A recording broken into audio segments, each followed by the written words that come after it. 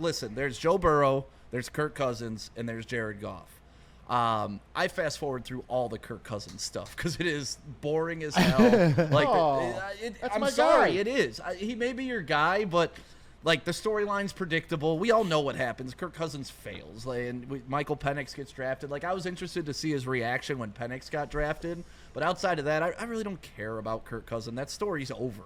Like, that chapter's been written. It's done. But he does say he never would have left Minnesota had not. But we all know he went for the money. Right. Okay, you chased the money, and they wanted somebody else. I get it.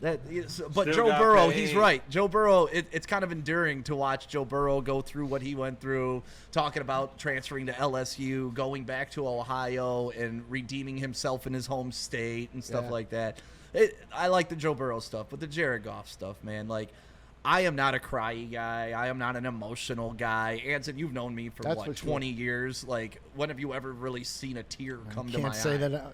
Maybe about one time. Maybe. And it made a lot of sense. After a show with me. Yeah. But literally, Jared Goff was getting tearful talking about how Detroit accepted him and about how, like, the welcome here and how he felt that Dan Campbell and Brad Holmes really wanted him and to have that, like – and he started getting emotional, and I started getting emotional last night, man. I literally had, like, tears, not, like, streaming down the face, but, like, my eyes. Felt good for him.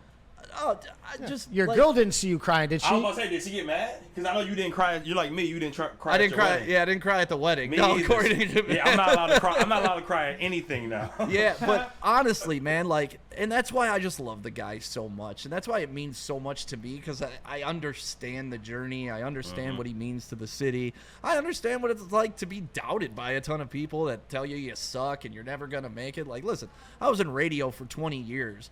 I went to New York and was told by the program director there I was never going to make it in the industry and stuff like that. And look, here we are today. So, like that revival story for Jared Goff is something that's relatable, and it's just for him to feel it with that depth, too, and it not just be this surface thing like, I'm just happy to be here and collect my check. Like, no, that guy actually gives a damn about this city. And that's rare to find for any transplant athlete. Does he talk about the Sean McVay experience and how he felt? You can spoil a little bit. It's funny. He doesn't really say their name. He always says my former team. Okay. And he does reference about how they just would have been men and called him into the office and been like, hey, we're going to shop you. Because he got blindsided, he said. It wasn't even, they never even alluded to, hey, he didn't know they were in we're moving on. Hey, we're trying to, he didn't know any of it. And to not be able to professionally handle somebody that is your franchise quarterback, your number one overall pick in 2016, and, you just cast him aside without even giving him the due respect of being like, hey, we're shopping you right now. I'm sorry.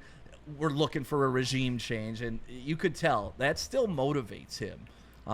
Another funny part of it was Amon-Ra St. Brown, not to John. Spoiler alert. Yeah, did you know why he picked number 14? Yeah, he asked his girlfriend. Because he was the 14th wide receiver, right? How many players were taken ahead of him? How many? Yeah, and he messed up. But there were 16 taken ahead of him. She messed up. It's a mistake. Yeah. She just guessed. She guessed 14.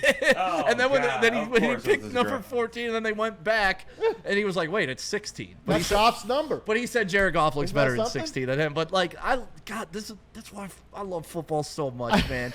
Even that stuff just means I love this team. I love hearing Dan Campbell talk. I love Amon-Ra. I love the relationship even their wives have with each other. While they're in the booth high-fiving each other, they showed when Amon-Ra threw the touchdown to Jared Goff. Both their significant others were like, what the hell was that? Being objective, they are one of the 3 coolest teams in the NFL right now. Yeah. And they're ours. And they're what? They're ours. Yeah, exactly. It's finally I adore them. It's ours, right? Well, and you got That's the way I felt about the 04 Pistons. Well, those are our guys. Absolutely. And you got to remember to the early '90s Lions team, we didn't really know who our quarterback was. Eric Kramer kind of exceeded expectations. Then we bring in Scott Mitchell, who was never really embraced.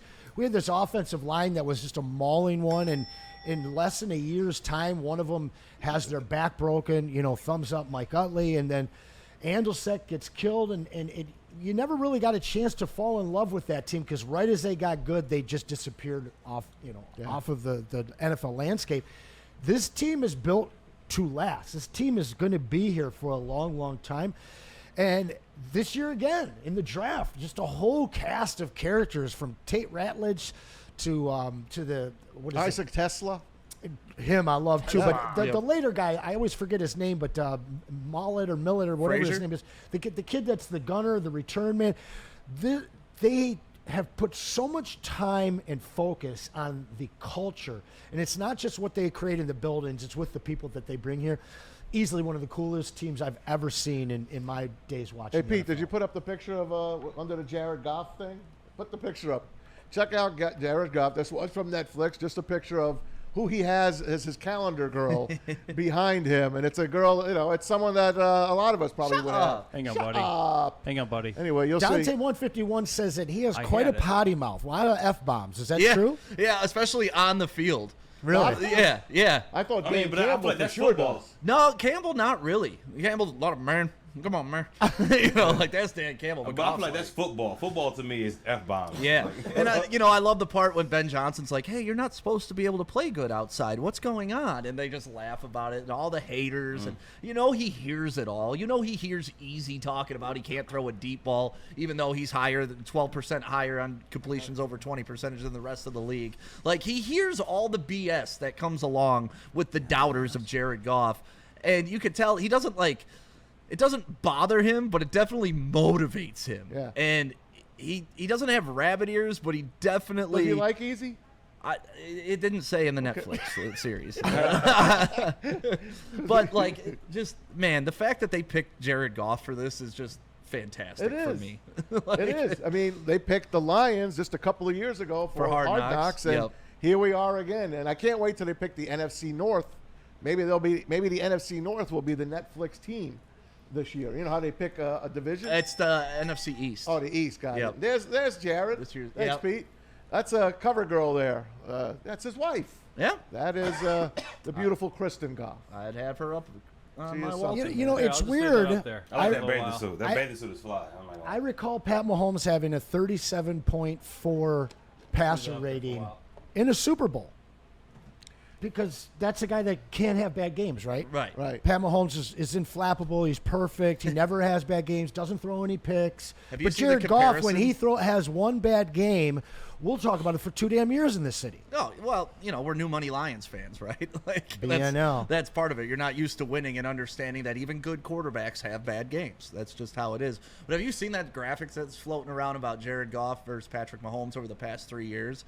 And Goff wins every statistical category. I'm pretty sure I saw you share that, my friend. I know, but let's not compare him to Mahomes.